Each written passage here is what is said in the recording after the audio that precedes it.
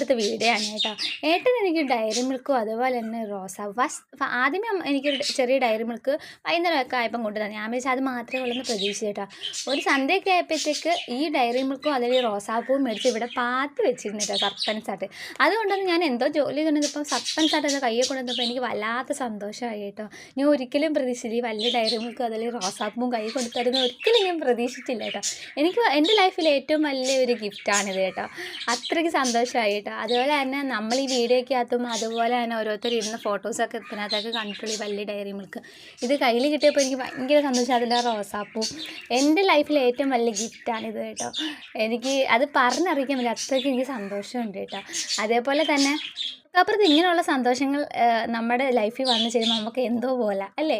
എനിക്ക് ഭയങ്കരമായിട്ട് സന്തോഷമായി. അതേപോലെ തന്നെ അതിൻ്റെ വലിയ ഡയറി മിൽക്കായിരുന്നു, അതുപോലെ തന്നെ നല്ല കട്ടിയുണ്ട്. അതിൻ്റെ അകത്തൊരു ഹാർട്ടിൻ്റെ ലവ് ചിഹ്നം ഉണ്ടായിരുന്നു. അത് പൊട്ടിച്ചെടുക്കാൻ ഭയങ്കര പാടുപെട്ടു കേട്ടോ. അതിനെ പൊട്ടിച്ചെടുത്തപ്പോൾ അതിന് ചിറക് വെച്ചോ എന്നൊരു ഡൗട്ട് ഉണ്ട് കേട്ടോ. രണ്ട് വശത്ത് രണ്ട് ചിറക് പോലെ സംഭവം വരുന്നുണ്ട് കേട്ടോ. എനിക്ക് ഭയങ്കര സന്തോഷമായി. അടുത്ത വീട്ടിൽ കാണാവേ, ബൈ.